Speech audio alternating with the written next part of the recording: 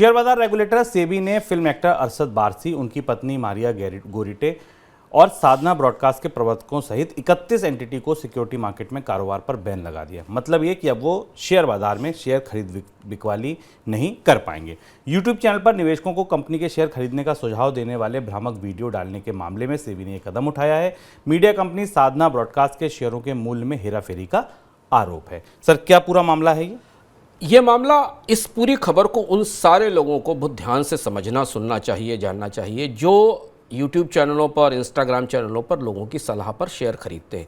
सेबी हालांकि इसकी चेतावनी पिछले 6 महीने 8 महीने से दे रहा है कि सोशल मीडिया नेटवर्कों पर जो सलाहें दी जा रही हैं वे सही नहीं है, गलत हैं। लेकिन अब इसमें स्पष्ट रूप से घोटाला खुलकर सामने आ गया। कहानी क्या थी, कहानी समझना हमारे लिए ज़रूरी है, क्योंकि लगातार लोग अब वीडियोज़ देखकर या इस तरीके की राय से प्रभावित हो रहे हैं। साधना ब्रॉडकास्ट और शार्पलाइन ब्रॉडकास्ट नाम की 2 कंपनियाँ थीं, जिन कंपनियों को के शेयर्स में के लिए 2 चैनल थे। एक चैनल का नाम था द एडवाइज़र और दूसरे का नाम था मनीवाइज। इन 2 यूट्यूब चैनल्स ने इन कंपनियों के स्टॉक्स में बढ़ोतरी होगी ऐसा एक फेक वीडियो क्रिएट किया। उसमें बहुत सारे ऐसे तथ्य डाले गए जो तथ्य सही नहीं थे। उसके बाद इन्हें यूट्यूब के नेटवर्क के सहारे, मदद के सहारे इन्हें इनका प्रमोशन किया गया और इन्हें आगे बढ़ाया गया। इस पूरे बढ़ाने के बाद इन स्टॉक्स की कीमतें बढ़ाई गई। बाजार की भाषा में इसे पंप एंड डंप कहते हैं।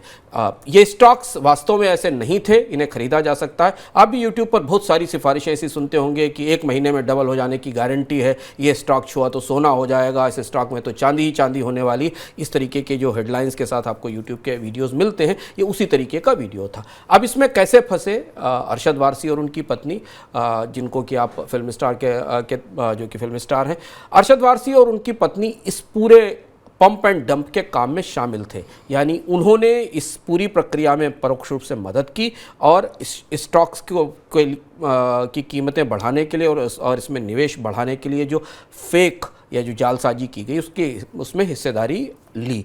और उसके सहारे आप आश्चर्य करेंगे कि इस पूरे नेक्सस ने 41.85 करोड़ 41.85 करोड़ रुपए की कमाई की इन 2 स्टॉक्स में। ये वो तरीका है जो तरीका भारत में पिछले 2-3 साल में कोविड के 1 साल पहले से लेकर बाद तक सोशल मीडिया के सहारे अपनाया जा रहा है। और इस पूरे मामले में अब जो फैसला किया गया है कि इन दोनों यूट्यूब चैनल पर प्रतिबंध लगाया गया है। सेबी जांच कर रही है।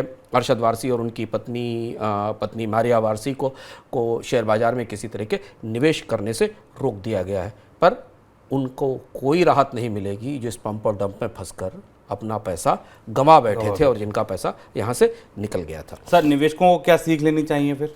निवेशकों के लिए सबसे बड़ी सीख ये है, स्टॉक मार्केट में निवेश का जो उत्साह है, जो फ्रेंजी है, उससे बचने की कोशिश करें। बाजार में लगातार सेबी कह रहा है, मनी सेंट्रल पे आपको और मनी 9 में लगातार आपको कोई बताते रहते हैं कि शेयर बाजार में निवेश लंबे समय के लिए करें, सोच समझ कर करें। खासतौर पर इस तरीके के जो भी सलाहें आपको दी जा रही हैं, उन सलाहों में जिसमें कि आप ये स्टॉक खरीद लीजिए, इसमें 2 गुने पैसे हो जाएंगे, इसमें 3 गुने हो जाएंगे, ऐसी सलाहों को लगभग 1 चम्मच नमक के साथ निकले, क्योंकि ऐसा होता नहीं है। स्वाभाविक रूप से ऐसी परिस्थिति बनती नहीं है। दूसरी चीज़ है कि शेयर बाजार में अगर किसी की सलाह सुन रहे हो तो उसके साथ उस कार्यक्रम में उसका डिस्क्लेमर जरूर सुने और ये जरूर जानकारी ले कि जो आपको शेयर बाजार में निवेश की सलाह दे रहा उसका भी अपना निवेश क्या उस स्टॉक में है कि नहीं है। सेबी के नियमों के हिसाब से जो भी शेयर बाजार में सलाह देने वाले लोग हैं, उन्हें बताना होता है कि उन्होंने अपनी होल्डिंग्स इसमें रखी कि नहीं रखी है। और इसलिए जहाँ से भी जिन सूत्रों से आपको ये सलाह मिलती, आमतौर पर जो नियमित बिजनेस चैनल हैं, वहाँ पर आने वाले विशेषज्ञ इसकी घोषणाएं करते हैं। पर ये जो पूरा दूसरा पैरेलल धारा चलती है इंस्टाग्राम की और यूट्यूब की, यहाँ आपको पता ही नहीं है कि उसमें जो आदमी आपको बता रहा है उसका अपना इन्वेस्टमेंट कितना है, उसके अपने इंटरेस्ट इस बिजनेस में कितने हैं, और आपके पास उसको जांचने का कोई दूसरा तरीका नहीं होता है। तो इस तरीके के ये जो मिसलीडिंग वीडियोज़ हैं, इन वीडियोज़ पर सेबी लगातार नज़र रख रहा है, बाकी लोग भी नज़र रख रहे हैं। लेकिन इसके बाद भी इस पूरे मामले में 31 अलग अलग लोग थे जो शामिल पाए गए। इस सब के बाद भी अंततः जिनका पैसा डूबा वो तो वापस नहीं मिलेगा, और इसलिए सतर्कता में ही बचाव है। आमतौर पर इस तरीके की खबरों, इस तरीके की सिफारिशों पर ना जाएं। बेहतर है कि आप म्यूचुअल फंड में निवेश करें। म्यूचुअल फंड में भी सोच समझ कर निवेश करें।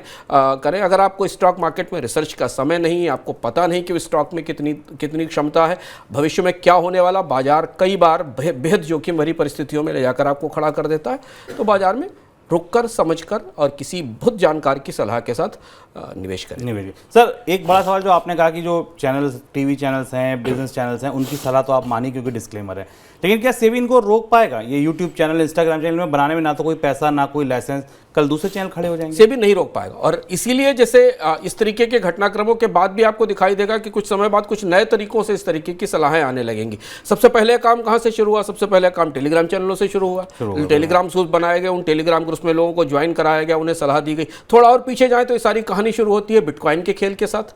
बिटकॉइन के आने के साथ क्रिप्टो करेंसीज में निवेश के साथ इतने ग्रुप बनाए गए जो हर रोज आपको क्रिप्टो करेंसी की खरीदारी की सलाह देते थे। लोगों के कंधे तक जल गए इस पूरे हिस्से में। फिर भी उसके बाद फिर स्टॉक्स में ये काम शुरू हुआ। फ्यूचर और ऑप्शंस की ट्रेडिंग कराने वाले बहुत सारे चैनल आ गए जिसमें 90% लोगों को फ्यूचर ऑप्शन ट्रेडिंग के बारे में पता भी नहीं है। उसी सलाह पर उनको चार्ट पढ़ाकर, उनको चार्ट दिखाकर, 1 मिनट के 2 मिनट के वीडियो में व्यक्ति को पूरा चार्ट समझाकर उसे बताया जाता है कि ये 5 शेयर कल बढ़ेंगे या अच्छे होंगे। तो सेबी एक सीमा तक ही रोक सकता है। अंततः तो जो निवेशक हैं, जो निवेश करने वाले लोग हैं, उनकी जिम्मेदारी है कि वे बेहद सतर्क रहें, सवाल पूछें। कोई भी निवेश करने से पहले सही जगह जाकर सही कार्यक्रमों में सवाल पूछें, विशेषज्ञों से बात करें, और फिर भी उसके बाद भी विशेषज्ञ की सलाह सुनने के बाद भी अपना रिसर्च, अपनी शोध, अपनी जानकारी जरूर करें। और इसके लिए ही हम मनी 9 में कोशिश करते हैं कि आपको बेहद नपे तुले, पारदर्शी ढंग से और स्पष्ट रूप से उन तथ्यों को बता सकें जो आपको एक समझदार निवेशक बनने में मदद करेंगे। शेयर बाजार में निवेश में समझदारी का सबसे पहला सूत्र है कि आपको नुकसान ना हो, आपको रिस्क कम से कम रहे, कमाई हो ना हो। लेकिन इस तरीके की परिस्थितियों में आमतौर पर लोगों को कमाई तो नहीं होती, नुकसान ही होता है।